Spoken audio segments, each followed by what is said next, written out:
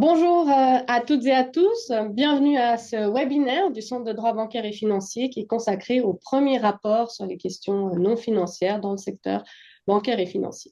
Je m'appelle Juliane Eric Astracane, j'ai le plaisir d'organiser ce webinaire et de modérer cette discussion entre Maître Valérie Menou et Monsieur Temur Brander. Maître Valérie Menou est associée chez Lenz Stélin. Elle est spécialiste du droit bancaire et financier, responsable de la pratique ESG de l'étude et également membre de conseil d'administration de banque. Je la remercie d'avoir accepté cette invitation. Et puis, Monsieur Temur Brander est assistant doctorant au Centre de droit bancaire et financier et il rédige actuellement une thèse sous ma codirection sur les informations fiscales au sein des rapports non financiers. Donc, dans la mesure où je les tutoie habituellement, je continuerai à le faire aussi dans ce webinaire. Et nous sommes ici parce que, vous le savez, 2024 est la première année au cours de laquelle, en fait, certaines institutions du secteur bancaire et financier ont dû rédiger un rapport de durabilité en raison de l'entrée en vigueur au 1er janvier 2022, notamment des articles 964A à 964C du Code des obligations, mais aussi des articles 964J à L de ce même Code des obligations sur lesquels nous reviendrons. Alors, quand bien même le délai d'ordre pour la publication de tel rapport n'est juste pas encore échu, vu que c'est plutôt la fin du mois, nous le savons, dans le secteur bancaire et financier, les rapports annuels sont généralement publiés en avril et donc la plupart des institutions concernées ont déjà publié aussi leur rapport de durabilité. Nous avons donc pu faire un premier tour d'horizon de ce qui a été fait et quelles ont été les difficultés, évidemment, aussi rencontrées dans ce contexte.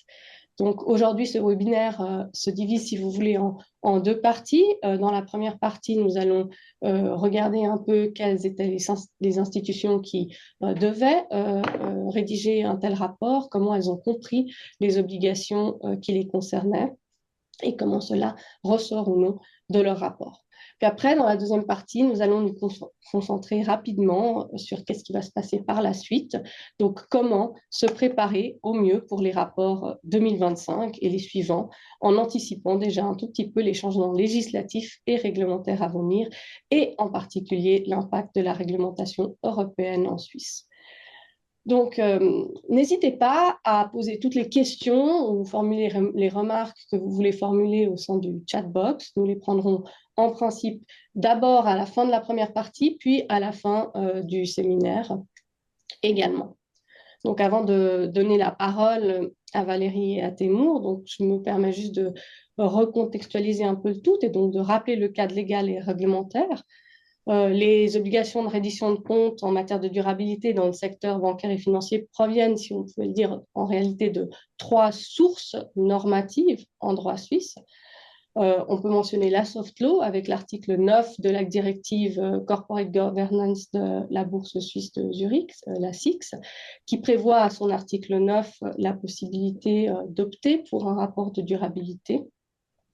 Ça provient aussi du droit prudentiel avec les circulaires de la FINMA, évidemment du Code des obligations.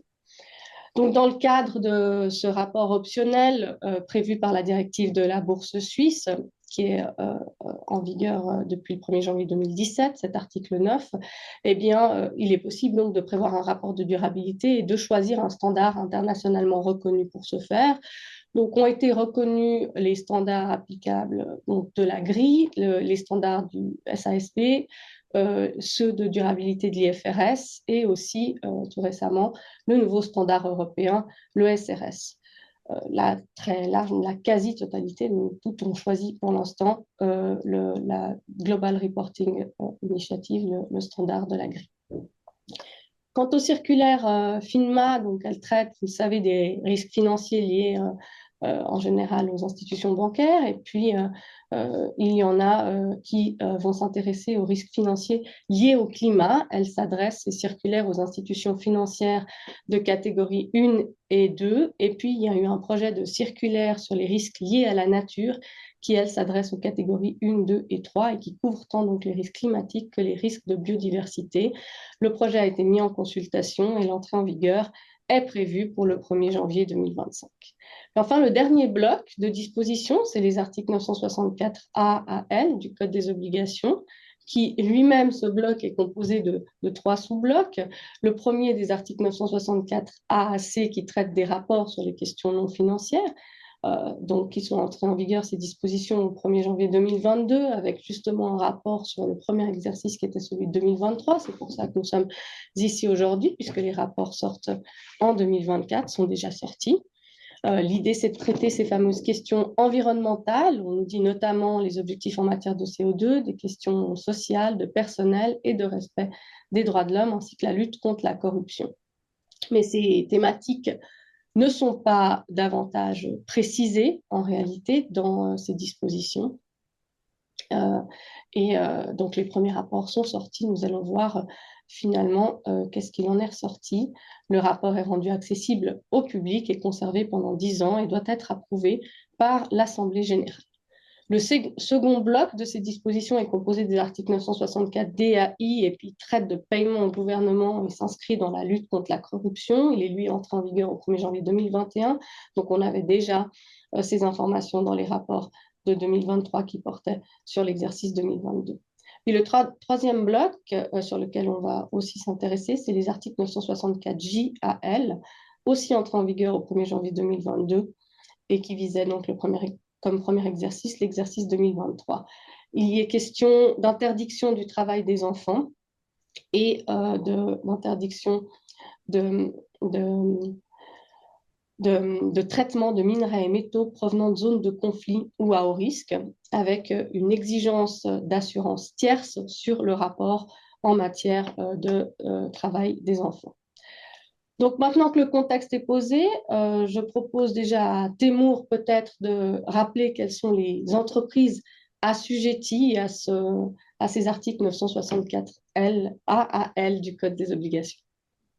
Oui, merci beaucoup, Julia. Bonjour à toutes et à tous. Donc, effectivement, on l'a vu, le droit suisse sur les questions ESG est divisé en 3 blocs et on va le voir, le champ d'application pour chacun de ces blocs diffère les uns des autres. Premier bloc, article 964A, 964C du Code des obligations, c'est l'obligation générale de reporting sur la question extra-financière. On le sait, vous le savez, l'assujettissement à ces dispositions est soumis à 3 conditions cumulatives. La première, c'est la cotation en bourse ou le fait d'être soumis à la surveillance de la FINMA. Autrement dit, si vous êtes ni coté en bourse ni soumis à la surveillance de la FINMA, vous n'êtes pas soumis aux dispositions des articles 964A à C, peu importe la taille de l'entreprise. Le deuxième critère de rattachement concerne, lui, le nombre d'employés. La loi actuellement fixe le minimum à 500 emplois. Et la troisième condition cumulative concerne des valeurs seuils en termes de bilan et de chiffre d'affaires qui sont actuellement fixées à 20 millions, respectivement 40 millions.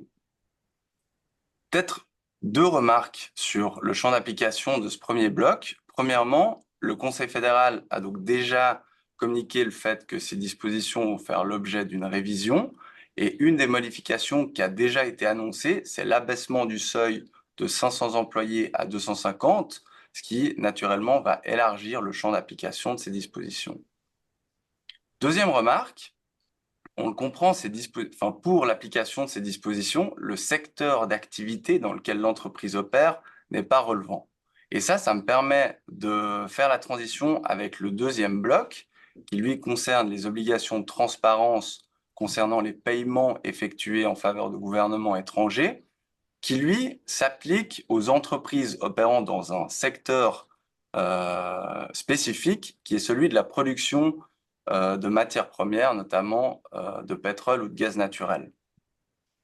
Je propose de ne pas m'attarder trop longtemps sur ce deuxième bloc pour une raison simple, c'est qu'en principe, les banques et établissements financiers ne sont pas concernés par ce deuxième bloc, mais peut-être quand même une remarque qui a son importance à Genève, les entreprises actives dans le négoce de matières premières sont, elles, pas soumises à ces dispositions, c'est uniquement les entreprises qui sont actives directement dans la production de ces matières premières. Troisième bloc, c'est le seul bloc qui prévoit expressément un devoir de diligence, et ce devoir de diligence, il est imposé aux entreprises dans 2 cas très spécifiques. Le premier cas concerne un secteur d'activité en particulier, qui est celui de l'importation ou du traitement de minerais et métaux provenant de zones de conflit ou de zones à haut risque. Et le deuxième cas, dans lequel un devoir de diligence est imposé aux entreprises, concerne, lui, pas un secteur d'activité, mais une thématique spécifique de la RSE, qui est celui du travail des enfants. Et là, si je prends la loi, un devoir de diligence est imposé aux entreprises qui offrent des biens ou des services pour lesquels il existe un soupçon fondé de recours au travail des enfants. Alors, la notion de soupçon fondé en tant que tel n'est pas définie dans la loi, mais on retrouve des indications par rapport à la signification, à la portée de cette notion dans le rapport qui avait été rendu en 2019 par l'OFJ à l'appui du contre-projet qui a été adopté. Et on retrouve dans ce rapport des indications qui nous disent que des soupçons sont considérés comme fondés lorsqu'il existe un signe concret ou plusieurs indices qui font craindre un recours au travail des enfants. Alors, peut-être que si parmi les auditeurs et auditrices, on a des personnes qui travaillent dans le domaine de la compliance, vous reconnaîtrez probablement cette définition qui provient de celle employée dans le cadre de la LBA, qui est désormais bien connue. Pour résumer, 3 blocs en termes de réglementation ESG en Suisse. Les premiers blocs, obligations générales de reporting qui s'appliquent aux entreprises selon la taille de l'entreprise, et qui s'appliquent uniquement aux grandes entreprises, et les 2 autres blocs qui concernent les cas spécifiques que je viens de mentionner. Merci beaucoup, Temour. Alors justement, à propos de ce troisième bloc, donc les articles 964 JAL, en réalité, on a beaucoup d'acteurs du secteur bancaire et financier qui se sont demandé en fait s'ils étaient, s'ils devaient traiter de ces questions d'interdiction de travail des enfants ou de minerais et métaux provenant de zones de conflit ou à haut risque dans le cadre de leur rapport, en raison notamment de savoir si ils y étaient liés en raison de leurs produits, de leurs services, voire de leurs co-contractants. Alors Valérie, est-ce que tu pourrais, s'il te plaît, nous apporter quelques éléments de réponse en fait au vu de ta pratique? Valérie, tu es sur mute par contre. Pardon. Merci. Bien sûr, alors évidemment, hein, c'est une question qui a plusieurs facettes et puis les réponses, elles dépendront largement des activités de l'établissement concerné et puis de la structure de sa chaîne d'approvisionnement, en particulier de la localisation de ses fournisseurs principaux. Mais si on prend d'abord le sujet du travail des enfants, alors on l'a entendu de Temour tout à l'heure, les entreprises suisses qui sont concernées sont celles qui offrent des biens et des services pour lesquels il existe un soupçon fondé de recours au travail des enfants. Je crois qu'il est important de préciser d'entrée de jeu qu'on se concentre sur les activités en amont de l'établissement financier, cas échéant, et pas celles qui sont en aval, donc downstream. Par exemple, la question de savoir comment tenir compte des questions ESG dans la composition d'un portefeuille individuel ou collectif, elle est régie par des règles spécifiques au secteur financier et elle n'est pas visée par ces articles 964J à L du Code des obligations. La question de savoir à quelle entreprise octroyer ou non un prêt non plus, ce n'est pas l'objet de ces dispositions. C'est cette approche-là qui a aussi été suivie dans l'Union européenne. On en parlera peut-être tout à l'heure. Le texte de la directive Corporate Sustainability Due Diligence qui a récemment été adopté précise que pour le secteur financier, on s'intéresse dans tous les cas avec ces devoirs de diligence, on ne s'intéresse pas au volet downstream de la chaîne de valeur. Donc, on ne s'intéresse pas à la partie qui concerne les clients des établissements financiers qui sont les destinataires des services et des produits. Donc, ces obligations de diligence en matière de travail des enfants et les obligations de transparence qui vont avec, elles sont concentrées sur la question de savoir comment les biens et les services sont fabriqués en quelque sorte avant d'être livrés au consommateur final. C'est un examen de la façon dont l'entreprise elle-même travaille et puis aussi de ses fournisseurs en amont qui est demandé véritablement. Alors, on le sent déjà, hein, pour les établissements financiers, la tentation, elle sera grande de penser qu'on n'est pas concerné par ces règles sur le travail des enfants qui ont plutôt été formulées avec des secteurs particulièrement à risque dans le viseur, comme par exemple l'industrie textile ou agroalimentaire. Mais le droit suisse a pas choisi une approche qui consiste à excepter des secteurs entiers ou à ne capturer que certains secteurs.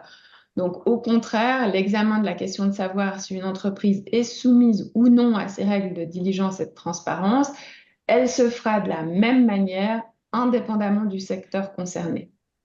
Alors, pour vraiment réduire les choses à l'essentiel, un établissement financier qui n'est pas une PME pourra exclure l'application de ces devoirs de diligence liés au travail des enfants si les fournisseurs qui participent à la formation de ces services et de ces produits sont basés dans une juridiction à faible risque. Vous le savez certainement, l'UNICEF publie des indices ou des ratings du risque de recours au travail des enfants par pays. C'est le Children's Right in the Workplace Index. Et puis les pays qui sont réputés basiques sont à faible risque.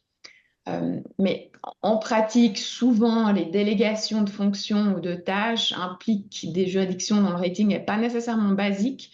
On peut penser par exemple à l'Inde, aux Philippines ou bien même aux États-Unis qui n'ont pas un rating basique. Et puis c'est souvent dans le cadre de délégations ou d'appui sur des prestataires de services informatiques ou techniques que ces questions se poseront avec le plus d'acuité. Donc la présomption de faible risque, elle sera souvent pas disponible en pratique. C'est ce qu'on constate souvent. Maintenant, il reste encore une porte de sortie, celle de l'absence de soupçons fondés. Thémon nous l'expliquait tout à l'heure, cette notion de soupçon fondé. Et en l'entendant, on comprend bien qu'en réalité, déterminer si on a ou non un soupçon fondé implique en réalité de faire une sorte de mini due diligence.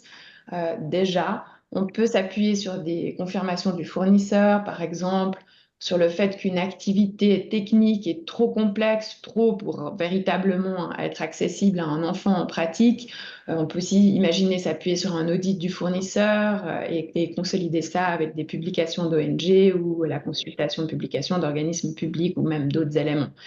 Ici, il ressort de cette mini due diligence, donc de cette analyse qui a a priori aucun signe ou indice de recours au travail des enfants, eh bien, l'établissement financier pourra documenter la chose et considérer qu'il n'est pas soumis aux obligations de diligence et de faire rapport sur ce point. Encore un mot peut-être pour les métaux et minerais provenant de zones de conflit. Là, la question qui peut se poser en pratique, c'est celle de savoir si des activités indirectes sont capturées par ces obligations de diligence. On peut par exemple penser aux activités de trade finance, donc de financement du commerce international. Elles pourraient, en théorie, être capturées par ces nouvelles règles, en particulier lorsqu'elles portent sur le commerce de l'or, par exemple. Alors, pour réfléchir à cette question, il faut évidemment se rappeler que ces devoirs de diligence et de transparence des articles 964J à L du Code des obligations, ils visent pour les métaux et minerais véritablement l'importation et le traitement des métaux et minerais en Suisse. Ils supposent donc une introduction préalable et puis une présence des métaux en Suisse. Naturellement, le rôle d'une banque dans le cadre d'un financement, par exemple, est qu'indirect. Et puis les activités de commerce qui sont financées, donc les activités sous-jacentes, souvent elles se dérouleront à l'étranger. Ça dit, on pourrait quand même se poser la question de savoir ce qui se passe lorsque des sûretés sont prises sur les métaux visés, par exemple, les sûretés sur l'or. Et là, la question deviendra un petit peu plus délicate si c'est le cas et que les métaux finissent, par exemple, par arriver en Suisse. Mais ça devrait rester vraiment un scénario assez exceptionnel en pratique. Merci Valérie. Alors c'est vrai qu'en ayant un peu parcouru les rapports qui sont sortis dans le domaine, on n'arrive pas vraiment à en déduire une sorte de voie royale ou de modus operandi, que ce soit au niveau de la structure, que ce soit au niveau des standards utilisés, que ce soit au niveau du contenu. Et puis d'autant plus évidemment sur ces questions de travail des enfants, parce que comme tu le disais, en fait, il faut faire une mini due diligence pour exclure en fait ce soupçon fondé. Et il est loisible et il est très conseillé, fortement conseillé à l'établissement en question de garder en fait les traces de cette mini due diligence pour le cas où on viendrait lui demander mais est-ce que vraiment vous pouviez exclure cela? Mais évidemment, ça ne doit pas figurer dans le rapport. Donc, on n'aura pas une trace dans le rapport de cette mini due diligence qui aurait été effectuée par l'établissement. Et il faudra quelques années probablement pour que se mette en place une certaine best practice en la matière pour arriver à cela. Une autre question, peut-être toujours pour toi, Valérie, c'est qu'on l'a dit, les thématiques à couvrir en fait dans le rapport, elles doivent être, elles sont larges, hein, il n'y a pas de précision, il n'y a pas de détails en fait sur qu'est-ce qu'il faut comprendre comme les questions environnementales ou les questions de personnel ou les questions de droits humains. Mais en réalité, on sait qu'on doit les déterminer en fonction de l'importance du risque et de la probabilité de l'occurrence de ce risque. Alors, on emploie ces fameuses materiality maps avec, à doubles axes. Et puis, on distingue généralement le concept de matérialité double, qui est cher à l'Union européenne et à la Commission européenne, et la matérialité financière. Donc, la matérialité financière, c'est celle qui touche que l'institution. On parle aussi de outside in, donc des effets de l'extérieur sur l'institution et son évaluation financière. Et puis la matérialité double, elle comporte à la fois la matérialité financière et la matérialité d'impact, c'est-à-dire l'impact des activités de cette entité sur les parties prenantes tierces. Mais par rapport à la materiality map, on voit que pas tout le monde la divulgue et ce n'est pas une obligation d'ailleurs.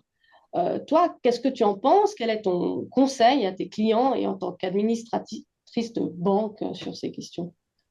Oui, peut-être si on fait un tout petit pas en arrière, ce que je constate souvent au niveau de l'approche, c'est que l'approche qui devrait vraiment présider à la préparation et puis à la rédaction du rapport extra-financier, elle est souvent mal comprise ou mal appliquée en pratique.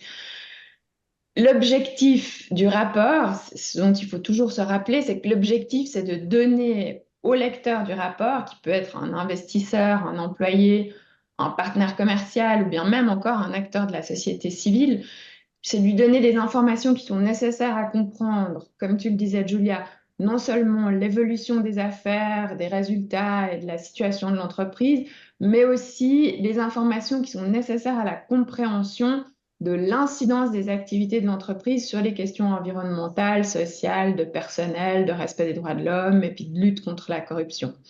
C'est ça, hein, cette perspective de double importance relative ou double matérialité, selon laquelle la notion de matérialité, elle est véritablement envisagée de deux points de vue, celui des risques pour l'entreprise, donc c'est cette perspective outside in que tu mentionnais, et puis la perspective des incidences de l'entreprise, c'est cette vue inside out, pardon.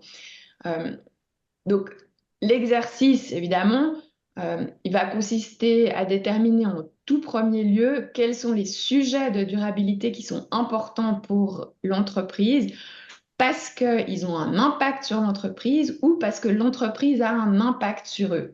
Et ça, c'est une approche risque, c'est aussi une approche pertinence qui nécessite de faire une priorisation, bien sûr, de sorte à éviter de parler de sujets peu pertinents, à éviter des généralités, à éviter les déclarations qui s'apparentent plutôt à du marketing.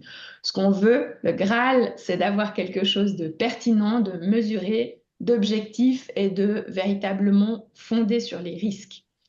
Alors, dans ce contexte-là, la materiality map que tu mentionnes, Julia, elle peut vraiment être très utile. En fait, c'est une représentation visuelle des questions ESG les plus importantes auxquelles l'entreprise est confrontée. Et puis, c'est le processus de réflexion et puis la consultation interne et externe, cas échéant, qui va être utilisé pour générer cette matrice qui sera très utile. Ça peut aider à fixer les priorités et d'une façon générale à affiner la stratégie, mais aussi à identifier des opportunités.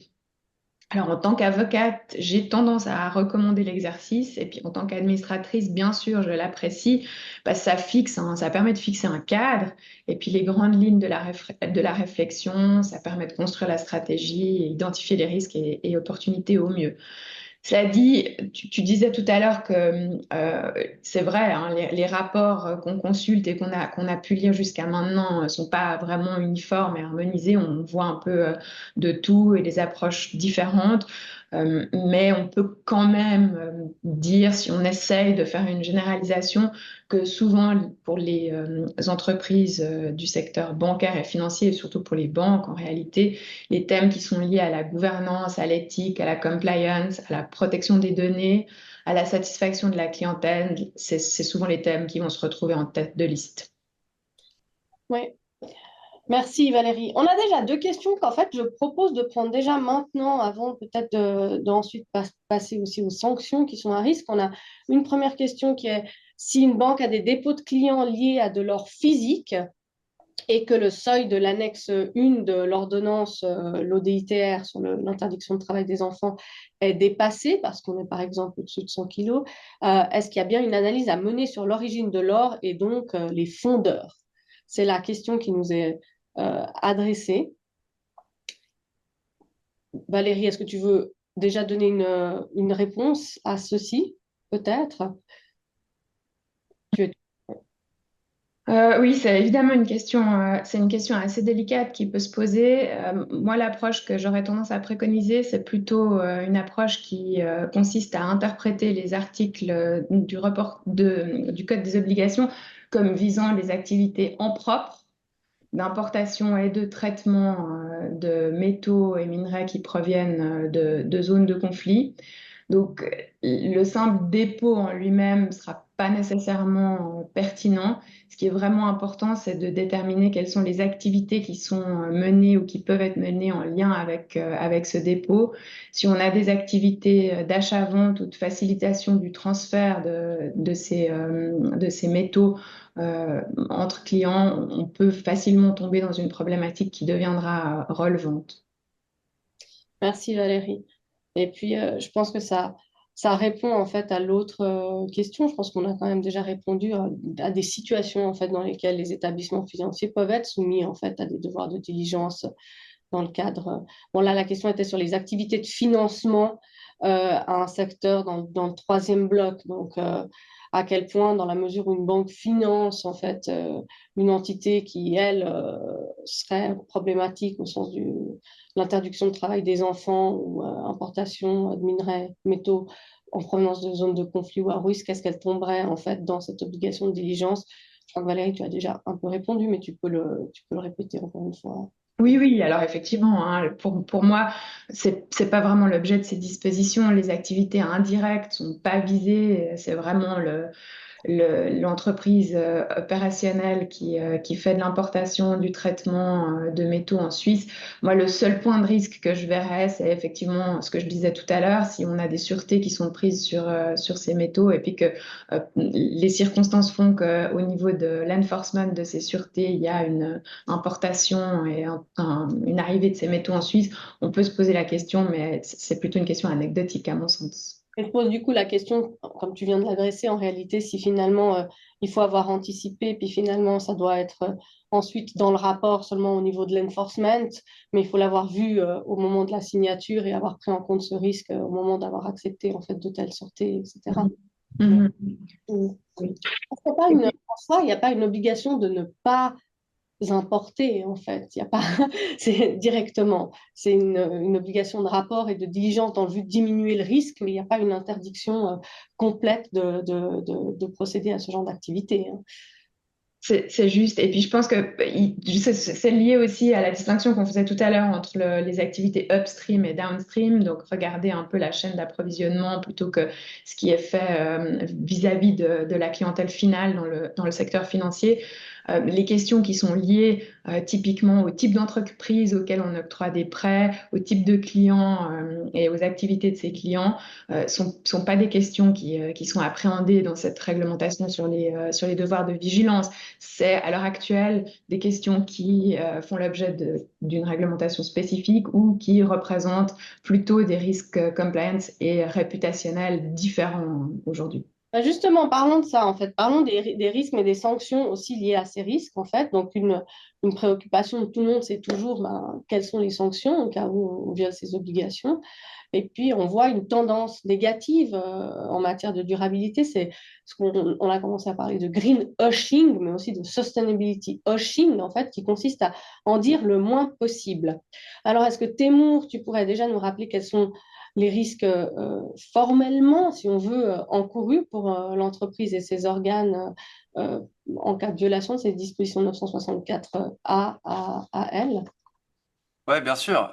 Sur les risques et les sanctions, forcément, j'ai envie de dire que le premier régime auquel on pense, c'est le régime pénal spécifique qui a été introduit lors de l'adoption du contre-projet à l'initiative multinationale responsable, qui est l'article 325 ter du Code pénal. En tant que tel, cette disposition pénale, elle consacre deux infractions distinctes. La première, c'est la divulgation volontaire de fausses informations dans les rapports. Et la deuxième, c'est l'omission d'établir un rapport alors que l'entreprise était assujettie aux dispositions des articles 964A et suivants. Et là, juste pour revenir aux questions qui ont été posées avant, je trouve que ça met en lumière un peu une difficulté probablement en pratique, c'est que l'entreprise, elle doit faire elle-même l'exercice pour déterminer si elle est assujettie ou pas. Et à ma connaissance, sauf erreur, j'ai l'impression qu'il n'y a pas de mécanisme qui permet, entre guillemets, de s'assurer que l'entreprise qui a fait le travail n'est pas assujettie aux dispositions. Et là, typiquement, si l'entreprise est assujettie aux articles 964A et suivants et qu'elle avait une obligation d'établir un rapport et qu'elle ne le fait pas, potentiellement, elle s'expose à une violation issue de l'article 325 ter du Code pénal.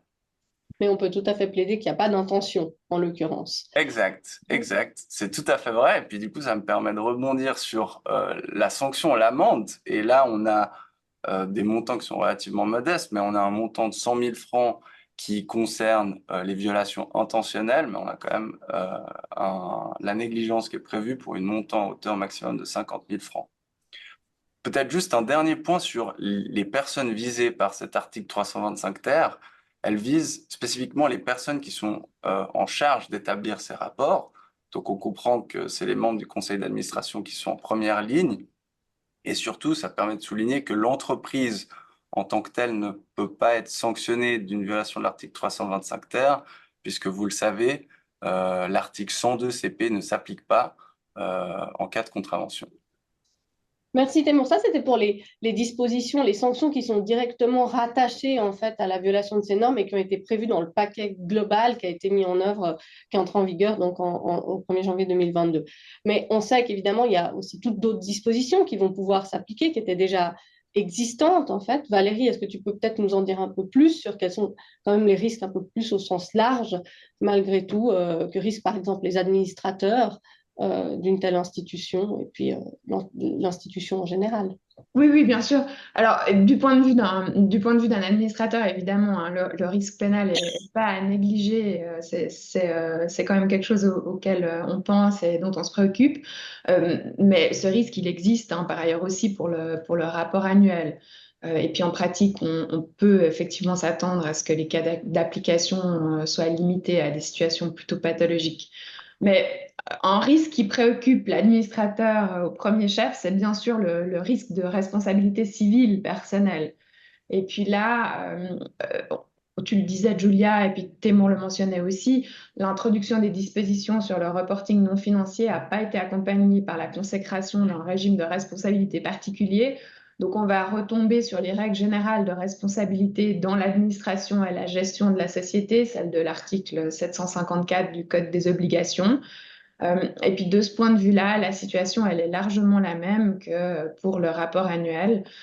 Et en pratique, on peut imaginer que les difficultés, les obstacles qui seront les plus importants à l'aboutissement de telles actions, ils seront d'abord liés à la démonstration du dommage, et puis ensuite à la question de savoir qui peut se prévaloir d'un dommage, la société, les actionnaires, les créanciers. Alors, pour la démonstration d'un dommage, typiquement, on le sait, hein, c'est quelque chose qui est difficile à faire en pratique dans des cas de violation d'une obligation de faire rapport. On pourrait imaginer comme type de dommage, par exemple, un gain manqué à cause de problèmes réputationnels découlant d'un reporting incorrect, ou bien même une obligation de dédommager des clients à la suite d'une violation de garantie contractuelle sur l'origine ou la durabilité de certains produits ou services, ou bien encore les frais juridiques qui sont occasionnés dans les suites d'un reporting incorrect ou manqué. Maintenant, la question de savoir qui est habilité à se prévaloir d'un dommage, elle est évidemment aussi compliquée et difficile en pratique. Ce qui semble se dégager des discussions doctrinales, c'est que ces règles sur le reporting non financier n'ont pas vocation à protéger les intérêts individuels d'un actionnaire ou d'un créancier. Elles sont là pour protéger la collectivité, l'intérêt général, à plus de transparence sur les questions de durabilité. Et dans cette perspective, un actionnaire ou un créancier serait vraisemblablement pas légitimé à ouvrir action. C'est donc une décision qui appartiendra à la société elle-même au travers de ses organes ou bien, à cas échéant, par un actionnaire au nom de la société. Ça dit en pratique le vrai risque, le risque commercial le plus important qu'on garde toujours à l'esprit, c'est celui du dommage réputationnel qu'un mauvais reporting ou qu'un reporting manqué peut créer. Merci Valérie. Donc en fait, on en revient aussi à cette problématique de la matérialité financière et c'est vrai que beaucoup disent que peut-être cette question de cette double matérialité voulue par la Commission européenne, c'est plus une construction de l'esprit qu'une réalité pratique parce que beaucoup de cas qui tomberaient dans la matérialité d'impact en réalité sur une vision long terme sont aussi des cas de matérialité financière, hein. Typiquement l'effet boomerang pour la réputation que tu mentionnes. Euh, Là, je prends volonté des questions, si jamais les auditrices et les auditeurs en avaient. On en a une notamment. On nous demande comment coexiste en fait le rapport de durabilité pour les sociétés dont les actions sont cotées à la bourse suisse sur la base de cet article 9 de la directive gouvernance d'entreprise et puis ces dispositions et est-ce qu'en pratique ces premières possibilités selon la SIC ne sont finalement que pertinentes, respectivement prisées par des sociétés aux actions cotées à la bourse mais établies à l'étranger ou qui ne remplisseraient pas les tailles du CO. Alors, je rappelle avant de demander si Témour et Valérie veulent ajouter quelque chose. Je rappelle que c'est arrivé en 2017, cette opting proposée par la bourse suisse, la bourse de Zurich, et puis que c'était l'idée d'un rapport de durabilité en étant encore plus vague sur le concept que ce qu'est l'article 964B du Code des obligations. Et puis, il y a quand même une sorte d'uniformisation possible, en fait, parce que les standards qui sont internationalement reconnus au sens de cette disposition sont finalement presque les mêmes qui peuvent être utilisés sous l'angle de 964B. Et en tout cas, en pratique, on voit que le standard de la grille a vraiment plaît beaucoup, en fait, parce que c'est celui qui a plu beaucoup sous l'angle de cette directive gouvernance d'entreprise et qui finalement continue à être implémenté. Donc, je pense que ça rentrera dans le cadre du souci du Conseil fédéral d'harmoniser en fait et notre cadre législatif au cadre européen, mais tout en laissant quand même une certaine liberté pour prendre en compte le fait que nos institutions bancaires et financières, tout comme nos entreprises et nos industries, ont des activités pas seulement sur le marché de l'Union européenne, mais aussi, par exemple, avec les États-Unis, etc. Et qu'il n'y a peut-être pas une volonté de prendre parti dans cette, dans cette, dans cette position antagoniste qu'essayent de prendre d'une certaine manière les standards européens et les standards de l'IFRS. Donc moi, je ne vois pas d'incompatibilité. La question qui peut, du coup, c'est tout à fait possible finalement d'avoir son même rapport de durabilité au sens de 964B, qui est aussi celui qu'on publie sous l'angle de l'article 9 de la directive gouvernance d'entreprise.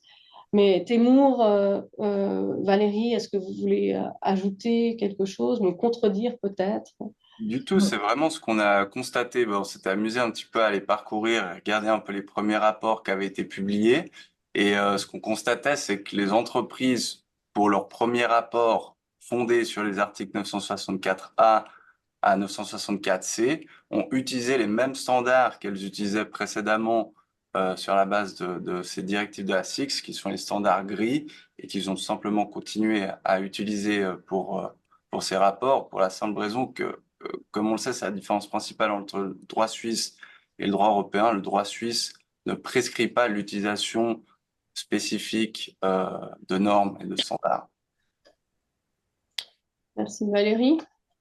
Non, c'est tout à fait juste. Et puis, ce qu'on voit souvent, c'est que dans ces rapports, il y aura des tables ou des index qui répertorient où sont les informations pertinentes du point de vue du Code des obligations pour avoir la même vision schématique que celle qui est esquissée dans le Code des obligations. Et puis, il y aura une table spécifique pour les standards utilisés, souvent les standards gris, où on peut retrouver les KPI, les différents indicateurs qui sont utilisés à la lumière de ces standards-là dans tout le rapport. Merci. Alors peut-être Ça clôt la première partie, à moins qu'on ait d'autres questions, et on peut en fait comme démarrer la deuxième, donc se projeter vers l'avenir et penser à qu'est-ce qu'il faut intégrer plus tard dans le rapport 2025, donc déjà de préparer celui qu'on sortira en 2025. Et en pensant à cela, bah, il y aura des changements, tant au niveau des entreprises visées que du contenu du rapport et de sa vérification.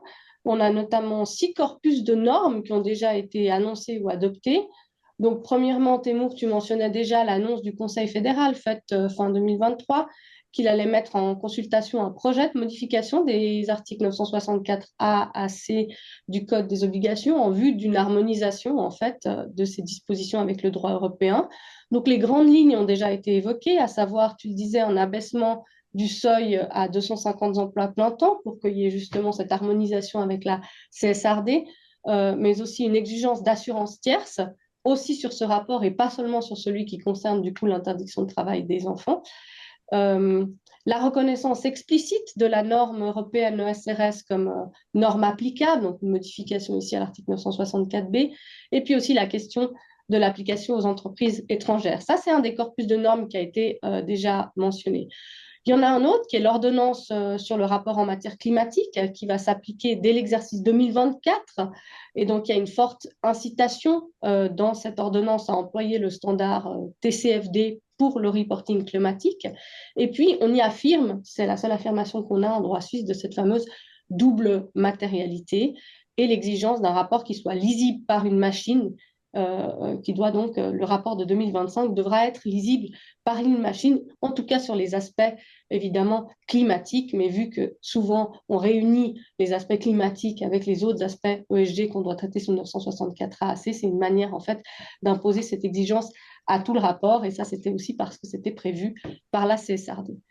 Troisième, troisième corpus de normes qui est peut-être quand même très intéressant à mentionner, c'est cette loi sur le climat qui impose en fait à toutes les entreprises d'être net zéro d'ici 2050 avec une ordonnance d'application qui est en cours de consultation qui devrait être, qui devrait être finalisée d'ici la fin de l'année, mais qui pour l'heure ne prévoit pas d'obligation de plan de transition.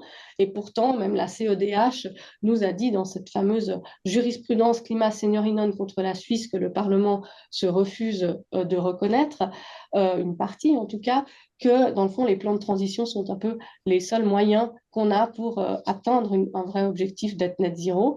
Et se pose aussi la question de savoir si par contre cette question de la Schutznorm, Valérie, que tu mentionnais, on pourrait la voir ici dans cette obligation d'être net zéro en 2050. Et donc, ça pourrait être intéressant de voir si là, ça ouvre pas un nouveau un risque de responsabilité dans ce cadre-là.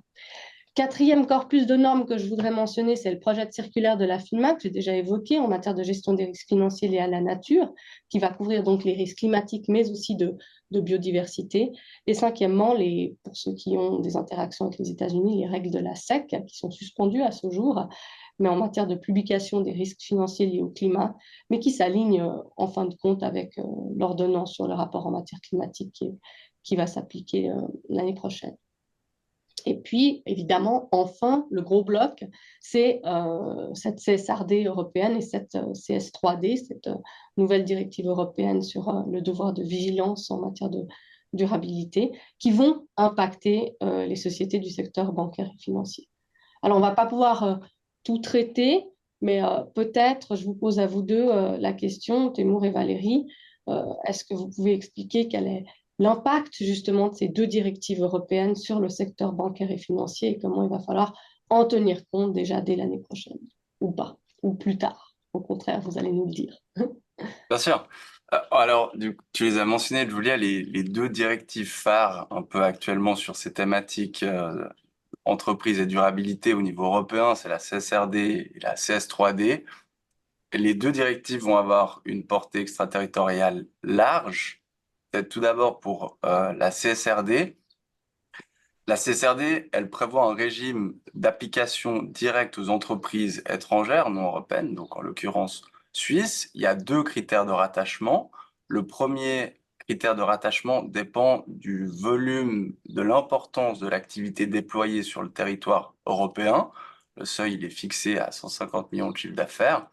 Concrètement, ce que ça signifie, c'est que si un groupe suisse a une filiale sur le territoire de l'Union européenne qui déploie une activité qui dépasse ce seuil, elle va se retrouver directement assujettie à la CSRD, et c'est là où on voit que la portée extraterritoriale est vraiment large, c'est que le rapport qui devra être publié par cette filiale devra couvrir les activités de l'ensemble du groupe, donc y compris la société mère suisse, mais également toute autre filiale suisse ou non européenne.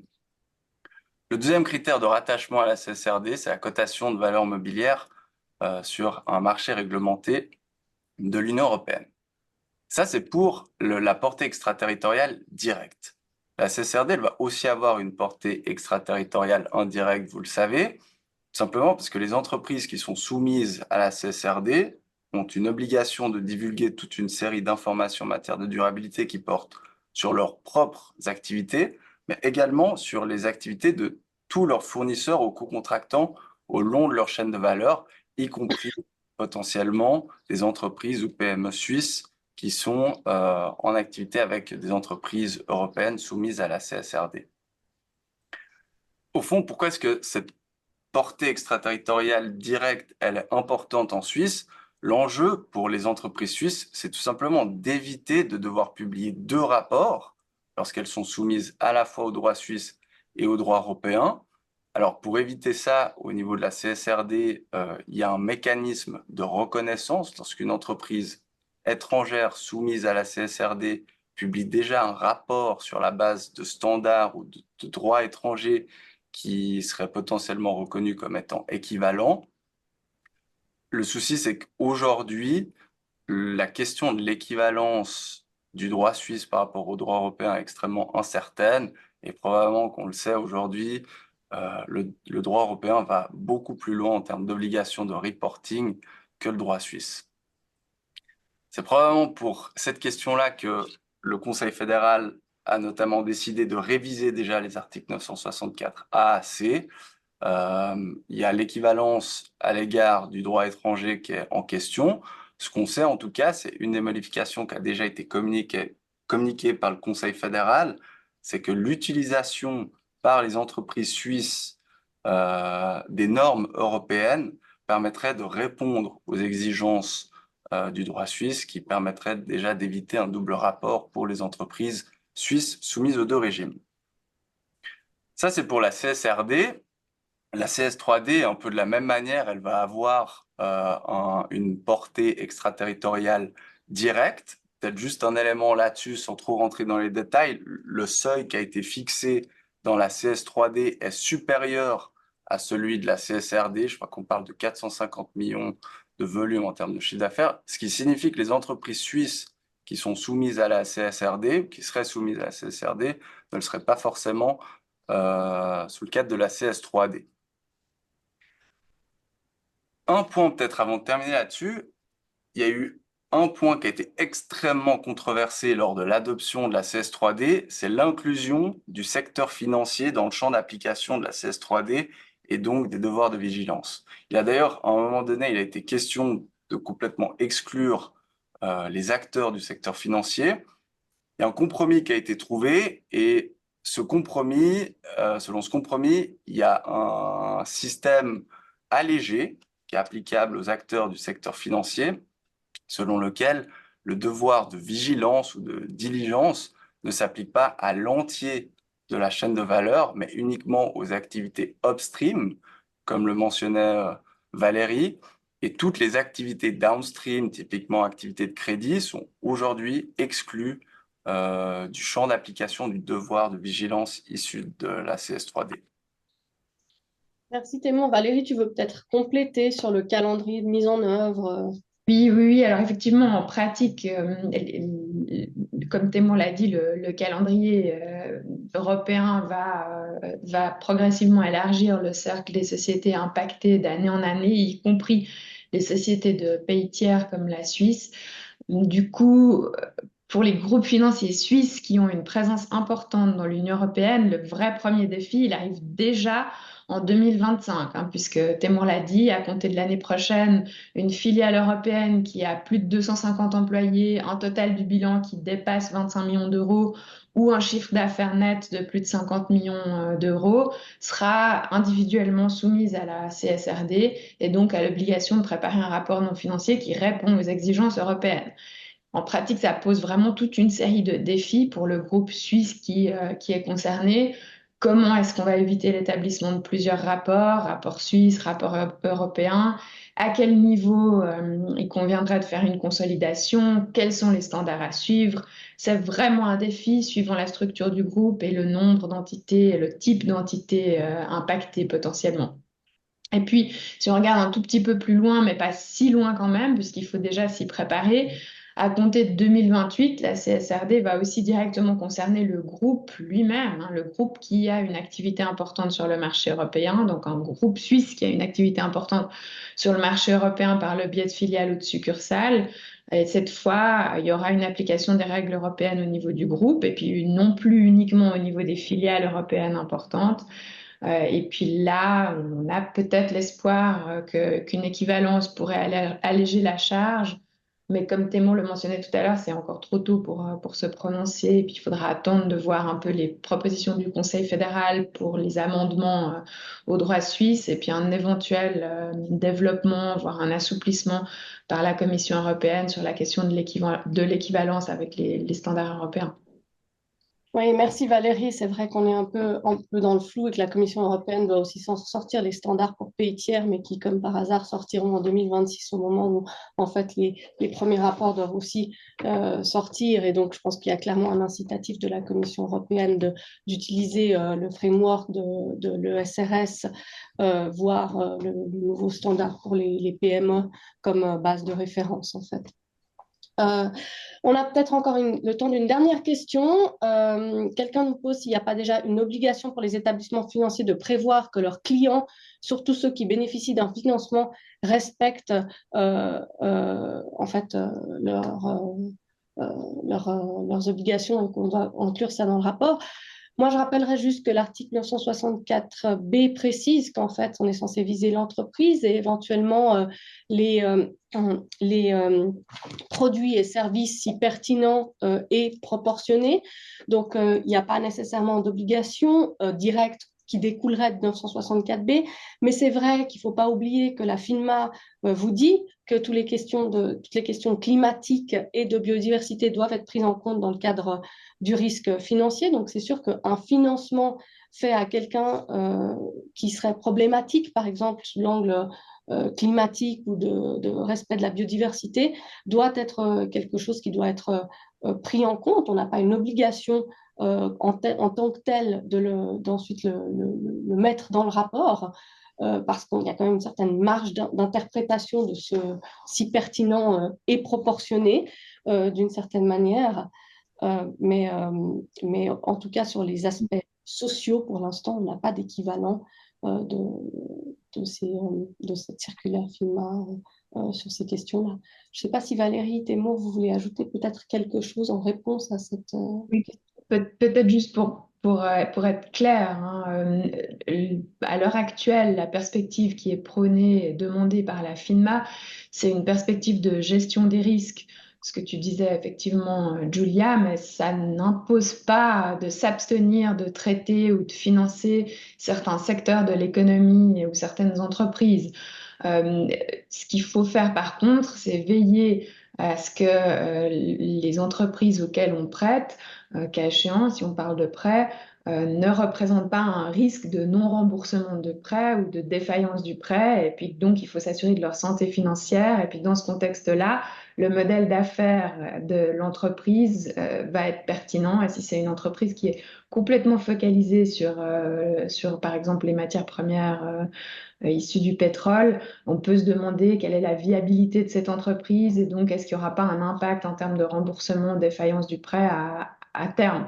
Mais c'est vraiment plutôt une perspective de gestion des risques pour la banque et de composition avec les risques que représentent désormais les risques physiques liés au climat et les risques de transition climatique, plus qu'autre chose. Tout à fait. Thémo, tu voudrais ajouter quelque chose? Non, je crois que tout a été dit. Voilà. Donc, pas d'obligation, on l'a dit, de rapport dans ce contexte-là. Évidemment, par contre, aussi à prendre en compte risque réputationnel éventuellement si la presse devait se faire écho de financements problématiques sous l'angle de la protection du climat ou des droits humains, etc., qui ne sont pas du coup directement in scope de ces obligations, mais qui pourraient avoir un effet. Mais ça ne change pas l'obligation de rapport qui n'existe pas en effet. Est-ce que vous voudriez ajouter quelque chose, Témour, Valérie, à cette discussion? Non, de mon côté, ça va bien. Est-ce qu'on a traité toutes les questions? Il reste une question des conditions d'éligibilité à la CSRD pour une filiale française d'un groupe suisse. Est-ce qu'elles sont cumulatives? J'avoue que je ne suis pas sûre d'avoir tout à fait compris la question, mais si l'un d'entre vous peut-être... Peut-être que la question, elle concerne les valeurs que vous aviez mentionnées, Valérie, et effectivement, elles sont cumulatives. Je pense que si la question a été formulée dans ce sens-là, la réponse est oui, elles sont cumulatives. Très bien. Alors écoutez, je remercie Valérie Témour et évidemment les auditrices et les auditeurs. Et je remercie particulièrement Valérie Témour aussi pour la préparation de ce webinaire. N'hésitez pas si vous avez encore des questions, nous pourrons encore les prendre dans les quelques minutes qui restent. Je saisis tout de même l'occasion de ces dernières minutes ensemble pour vous inviter à participer à la journée sur les rapports de durabilité et gouvernance que j'organise à la Fédération des entreprises romandes le 13 septembre prochain, en collaboration avec la commission de formation permanente de l'Ordre des avocats de Genève. Le lien vers le programme et l'inscription vont vous être mis dans le chat box et puis vous les aurez aussi à travers le courriel sur l'évaluation de ce webinaire que vous allez recevoir sous peu. Et puis, en parlant justement d'évaluation de ce webinaire, pour nous, c'est très utile, en fait, d'avoir vos retours sur ce webinaire. C'est aussi l'occasion, dans le cadre de cette évaluation, de proposer des nouveaux thèmes que vous voudriez voir abordés dans nos futurs webinaires. Alors, le lien vers le formulaire d'évaluation va aussi figurer dans le chat box. Donc, n'hésitez pas à prendre quelques-unes des minutes qui restent pour remplir cette évaluation et nous indiquer éventuellement qu'est-ce que vous auriez voulu entendre ou qu'est-ce que vous voudriez entendre à l'avenir. Donc, je vous signale donc, cette journée du 13 septembre, mais je vous signale également, pour la noter dans vos agendas, c'est la journée du droit bancaire et financier qui aura lieu le 14 novembre prochain. Donc, marquez la date. Moi, j'aurai le plaisir d'y intervenir sur le thème de l'éco-blanchiment. Donc, ça fera écho en fait à ces questions de durabilité au sein des produits et services financiers, parce qu'ici nous parlions en fait de la durabilité de l'entité elle-même. Et à ce propos, sur ces questions d'éco-blanchiment, je vous rends attentif au communiqué de presse du Conseil fédéral d'hier, qui renonce pour le moment à une ordonnance en matière de prévention de l'éco-blanchiment, ou greenwashing en anglais. Et il le fait suite aux autorégulations de l'AMAS, de l'ASB et de l'ASA sur les informations justement relatives à la durabilité des services et produits financiers. Donc, si vous voulez en savoir plus, rejoignez-nous à la journée du droit bancaire et financier le 14 novembre prochain. Voilà, je vous remercie encore de nous avoir écoutés et je vous souhaite à toutes et à tous une excellente suite de journée. Merci. Merci. Merci Valérie, merci Témour. Merci, au revoir. Au revoir.